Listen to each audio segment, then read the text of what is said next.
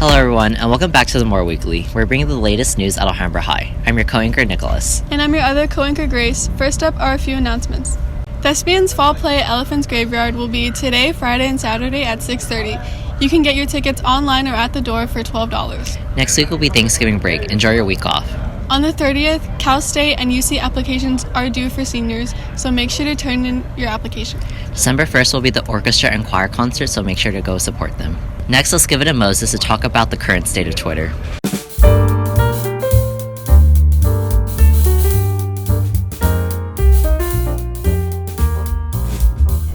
My name is Brianna and I'm a senior.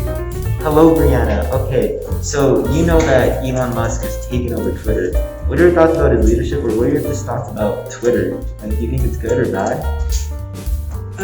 Personally, I do not use Twitter, so I do not know much about Elon Musk in general or him taking over. So yeah, I don't have much to say.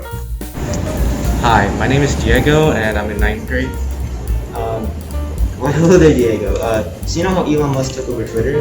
What are your thoughts about like his leadership and like Twitter as like a social media platform? Honestly, it's like, it's like interesting, but either way, I don't know what Twitter will happen in the future or how Elon Musk will handle it. Hi, I'm Jacob and I'm a sophomore. Why, hello there, Jacob. So you know that Elon Musk like took over Twitter? What are your thoughts on like his leadership or like Twitter as like a social media platform? I don't use Twitter personally, but I think him buying it is a good idea because he could use it for a lot more stuff than people already use it for. Do you think it might be like bad in any way? No, I think he'll do good and update it more than it actually is. Okay, thank you. Hi, my name is Anthony, and I'm a junior at Alhambra High School. Hello there, Anthony. So you know that Elon Musk like took over Twitter.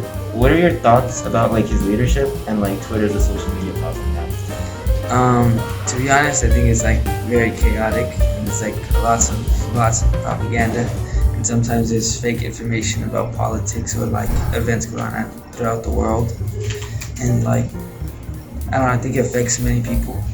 But then sometimes it's kind of funny because they just have like memes on there. Yeah. Okay, thank you. Hi, I'm Trey, and I'm a senior. Why, hello there, Trey. So you know how Elon Musk like took over Twitter? What are your thoughts about like his leadership or like Twitter as a social media platform now? It's already hectic as it is before, but now it's even more hectic because seeing how there was reports of him already firing somebody just via Twitter within minutes, so I think it's already chaotic, and now it's adding more chaos to the social media world. Okay, thank you. The College and Career Center in the library is holding a CSU application workshop for seniors. The last workshop will be tomorrow from 11 to 12:30 p.m. You can visit the College and Career Center to get a permission slip for this opportunity and learn more about Cal State applications.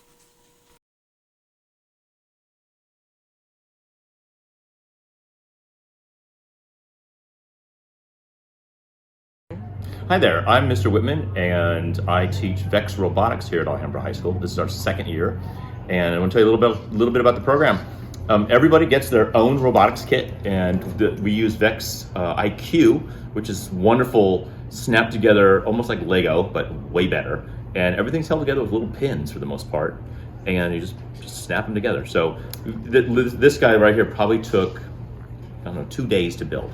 So that's what's really nice about this, the simplicity of the construction. The programming is the same way too. It's all color coded, and it's really simple to make driving programs, and there's sensors involved. There's color sensors and distance sensors and touch sensors and all sorts of really cool things that you can really make these robots do a ton of stuff. Like right now we have a competition in my classroom where the kids have to look for a certain color block. So you have a color sensor that looks for the red blocks, you pick it up, and it loads it up into the storage area up here. So anyhow, I wanted to just let everyone know that it's a really awesome class. It counts as a G class, so it's an elective, and I'm hoping to have a full class next year.